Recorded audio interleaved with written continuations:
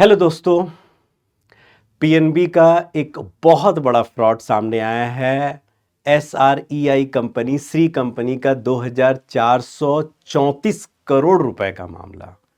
सोचिए, अभी 2 दिन पहले मेरे एक स्टूडेंट ने मुझसे बात की, मुझसे हेल्प मांगा कि सर मेरे पिताजी ने 4 लाख रुपए बैंक से लोन लिया था। ध्यान से सुनिएगा, 4 लाख रुपए लोन लिया था बिजनेस पर्पस से थोड़ा और मेरे पढ़ाई के लिए।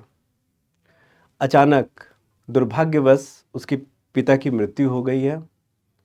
अब सोचिए कि पिता की मृत्यु के बाद बैंक और बैंक का मैनेजर उस पर लगातार दबाव बना रहा है, उसके परिवार पर दबाव बना रहा है कि आप कैसे भी किसी भी तरह लोन चुकाइए, नहीं तो हम सरफेसी कानून के तहत आपकी संपत्ति को क्या कर सकते हैं, नीलामी करवा देंगे। वो बेचारा बहुत परेशान है क्योंकि उसके जो घर में इनकम का जो सबसे बड़ा स्रोत था वो उसके पिताजी ही थे और अब उनके पिताजी नहीं है। ऐसे में संवेदना ना हो करके बैंक उस पर लगातार दबाव बना रहा है। और वहीं सोचिए कितना दुखद घटना है कि एक के बाद अभी पीएनबी के घोटाले के, जैसे पीएनबी का फ्रॉड सुनते हैं, पीएनबी का घोटाला सुनते हैं तो नाम में नीरव मोदी तो चलता ही है कि अरे नीरव मोदी 11,000 करोड़, कितना छोटा फिगर होता है ये उनके लिए। 11,000 करोड़, 2,434 करोड़, क्या है ये। और एक मात्र 3 लाख के लिए एक जद्दोजहद कर रहा है कि किसी भी तरह वो बैंक से मोहलत मिल सके, वो किसी भी तरह अपने संपत्ति को बाजार में नीलाम होने से बचा सके। मात्र 3 लाख के लोन में वो दिन रात बेचारा सो नहीं पा रहा है, पढ़ नहीं पा रहा है, उसका परिवार दबाव में है। आमतौर पर हम लोग अपना बचत क्यों करते हैं? बचत इसलिए करते हैं ताकि बैंक में उसको रख करके हमें क्या मिले, भविष्य में ब्याज मिले। इसीलिए हम बैंक में जमा करते हैं। बैंक हमें ब्याज कहां से देता है? मानी सी बात है, बैंक हमारे जमा को उधार में देता है। बैंक हमसे जमा लेता है और उस जमा को बैंक क्या करता है, उधार में देता है, ज्यादा ब्याज में देता है और वहां से बैंक ब्याज कमाकर हमें देता है और खुद भी लाभ कमाता है। अब सोचिए अगर बैंक हमसे जमा लिया है इसलिए ताकि हमें ब्याज दे सके, भविष्य में हमें फाइनेंशियल सिक्योरिटी मिलता है उस ब्याज से। वो बचत हम कैसे करते हैं हमें पता है, एक एक पाई जोड़ जोड़ करके हम बचत करते हैं, हमारे मां बाप बचत करते हैं। बैंक उसे उधार देता है। बैंक किसे उधार देता है? बैंक व्यापारी को उधार देता है, बैंक एनबीएफसी को उधार देता है, एनबीएफसी मतलब नॉन बैंकिंग फाइनेंशियल कंपनी, इनको उधार देता है, यहां से ब्याज कमाता है और फिर हमें ब्याज देता है बैंक। अब सोचिए, अगर ये एनबीएफसी बैंक का जो लोन है इसको ही क्या कर दे, डिफॉल्ट कर दे, ये कहकर सामान्य सा कि भाई हम दिवाला हो गए हैं, इंसॉल्वेंट हो गए हैं, भाई इंसॉल्वेंट हो गए हैं।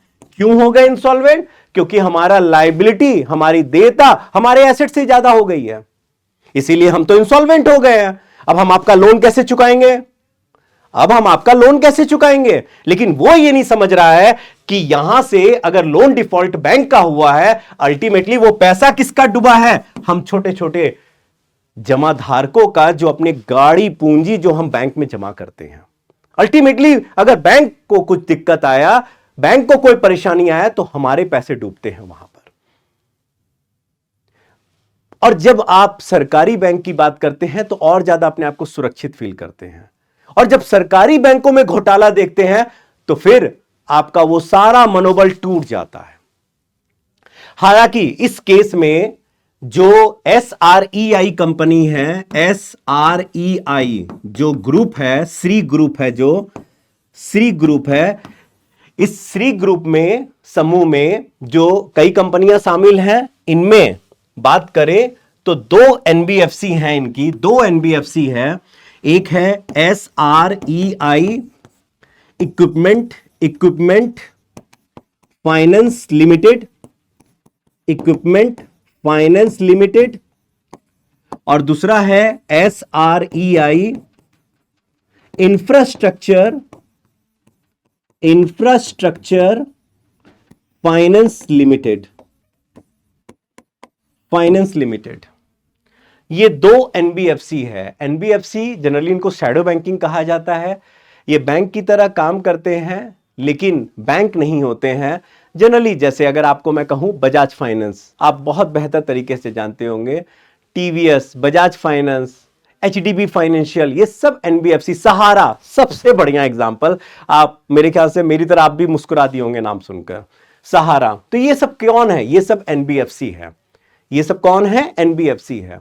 अब सोचिए पीएनबी ने क्या कहा, समझिएगा, ध्यान से सुनिएगा। पीएनबी ने आरबीआई को रिपोर्ट किया। कौन? यहां बैंक की जगह मैं लिख दे रहा हूं PNB, Punjab national bank. PNB मतलब पंजाब नेशनल बैंक। इसने आरबीआई को रिपोर्ट किया है कि 2434 करोड़ रुपए का घोटाला यानी फ्रॉड हुआ है। मैं अगर सही शब्द में यूज करूं तो क्या हुआ है? फ्रॉड किया है इन दोनों कंपनियों ने मिलकर। इन दोनों कंपनियों ने मिलकर फ्रॉड किया है। और फ्रॉड क्या है? फ्रॉड शब्द का, फ्रॉड देखिए, फ्रॉड को कितना सही माने बढ़िया शब्द पहनाया गया है। बोला गया है बोरोवर फ्रॉड हुआ है, ये बोरोवर फ्रॉड है। What is borrower fraud? Borrower fraud का मतलब हुआ कि मान लीजिए पीएनबी से इन एनबीएफसी ने उधार लिया है कि हम इस पैसे को इंफ्रास्ट्रक्चर में उधार देने के काम आएगा, अवसंरचना में उधार देंगे, या हम कोई मान लीजिए टीवी ले रहा है, कोई मान लीजिए फ्रिज ले रहा है, तो उसमें उधार देने के लिए इसका प्रयोग करेंगे, हम इसको फर्दर उधार देंगे। जैसे मान लीजिए एग्जांपल सोचिए, मान लीजिए बजाज फाइनेंस है, बजाज फाइनेंस बैंक से उधार ले रहा है, उधार लिया, अब वो ज्यादा ब्याज में क्या कर रहा है? उन लोगों को उधार दे रहा है जो मोबाइल या जो मान लीजिए 0% ईएमआई में मोबाइल ले रहे हैं, या 0% ईएमआई में फ्रिज, या आप मान लीजिए एसी ले रहे हैं, जिसको व्हाइट गुड्स कहा जाता है, व्हाइट गुड्स कहा जाता है। तो वहां पर वो क्या करता है? ज्यादा ब्याज देकर के उन उधार को देकर और लाभ कमाता है और बैंक के उधार को चुकाता है। समझिएगा बहुत ध्यान से। अब आप सोचिए बजाज फाइनेंस ये पैसा बैंक से उधार ले, लेकिन वो पैसा उधार ना दे करके व्हाइट गुड्स में, उसका पैसा वो अपने घर बनाने में करे, अपने संपत्ति बनाने में करे, या कहीं और साइफनिंग कर दे। साइफनिंग मतलब देश के बाहर हवाला कर दिया, कहीं और बाहर भेज दे। अब सोचिए कि इससे किसको नुकसान हुआ? बैंक को नुकसान हुआ, और बैंक से अल्टीमेटली किसको नुकसान होगा? डिपॉजिटर को नुकसान होगा। हालांकि पंजाब नेशनल बैंक कह रहा है कि ये जो फ्रॉड, बोरोवर फ्रॉड हुआ है, यहां पर हम इसके खिलाफ 100% प्रोविजनिंग कर लिए हैं, प्रावधान कर लिए हैं, तो घबराने वाली बात नहीं है। व्हाट इज प्रावधान? प्रावधान, प्रोविजन क्या होता है? प्रोविजन हुआ कि अगर आपने, मान लीजिए ऐसे समझिए कि आपका, मान लीजिए आपने किसी को 100 रुपया उधार में दिया, ठीक है, और आपने अपने पास रखे हुए 100 रुपए को अपने पास रख लिया, यह समझकर कि अगर वो 100 रुपए आपका वापस नहीं आया तो हम इस 100 रुपए का प्रयोग कर पाएंगे अपने नुकसान को पूरा करने के लिए। डन? यानी कहने का मतलब आप समझिएगा, आपके डिपॉजिट से ही वो 100 रुपया उधार देगा, और उसी 100 रुपया, उसमें से एक 100 रुपया क्या करेगा? उसका प्रोविजन कर देगा, प्रोविजनिंग करेगा, प्रावधान करेगा कि अगर वो 100 रुपया नहीं आएगा तो हम आपको 100 रुपया से उस उधार का चुकती या उस नुकसान का चुकती करेंगे। तो पीएनबी का हालांकि कहना है कि 100% प्रोविजन हुआ है, लेकिन ये फ्रॉड छोटा फ्रॉड नहीं है, इसका इंपैक्ट बहुत बड़ा है। हालांकि आरबीआई ने अब सचेत किया है हर बैंक को कि इस तरह का कोई भी फ्रॉड आप पाया जाएगा तो आप आरबीआई को तुरंत सूचना देंगे। क्यों? क्योंकि यह मामला इंसॉल्वेंट का है, और इंसॉल्वेंट के लिए हमारे देश में इंसॉल्वेंसी बैंक्रप्सी कोड 2016 है, आईबीसी कोड 2016 है। क्या है?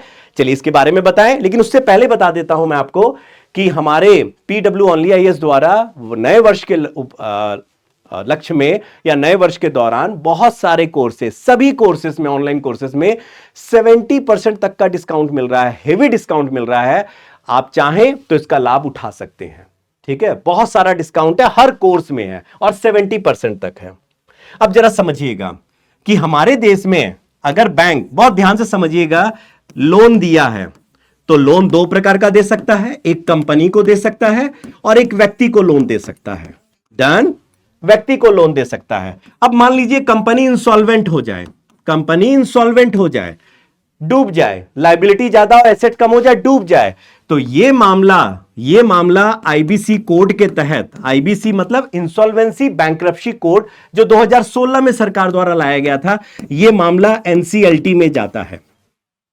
यह मामला NCLT, national company law tribunal में, this is very important for UPSC now, national company law tribunal में जाता है और इसको बोलते हैं कॉर्पोरेट इंसॉल्वेंसी रिजोल्यूशन प्रोसेस। इसको क्या कहते हैं, एक बार फिर से बोलो, CIRP, corporate insolvency resolution process.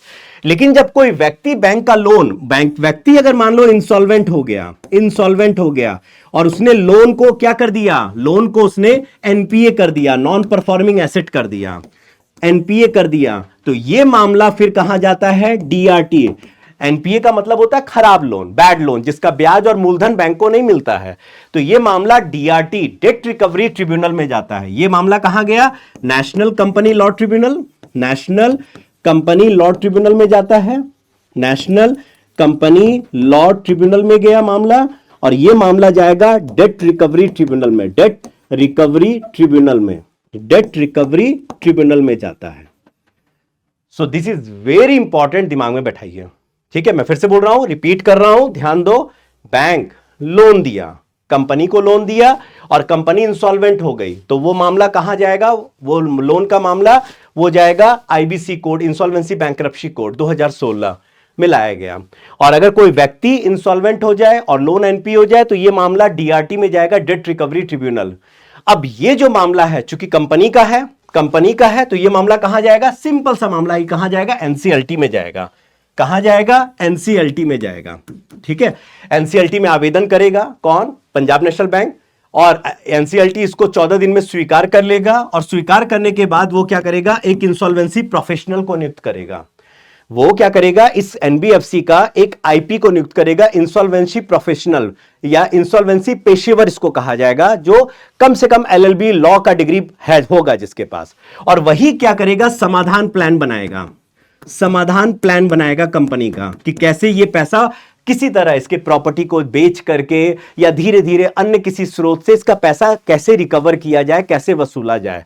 और आईपी जब समाधान प्लान बनाएगा तो ये किसको भेजेगा, ये भेजेगा कमिटी ऑफ क्रेडिटर को, सीओसी को भेजा जाएगा, यानी कमिटी ऑफ क्रेडिटर, इसको बोलते हैं लेनदारों का समूह,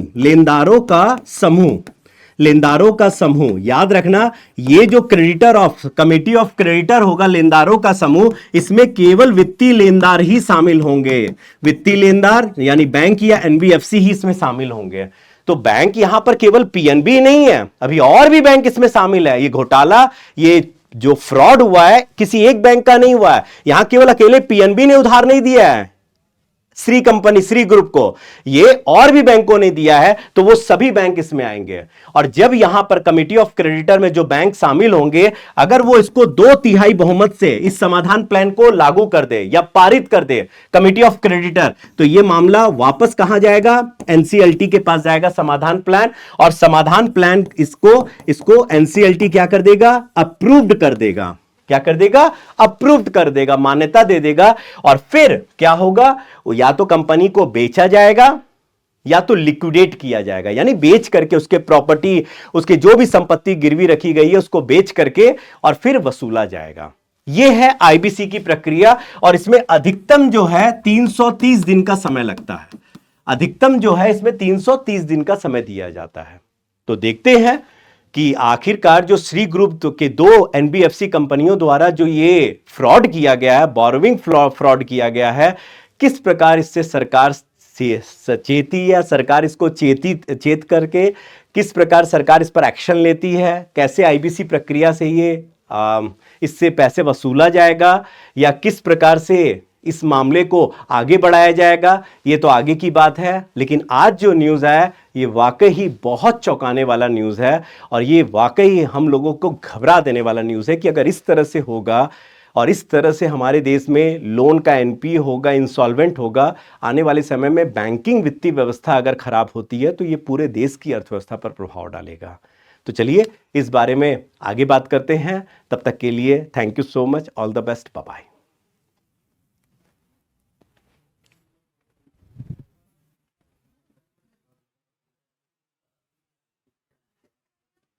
कितनी देर का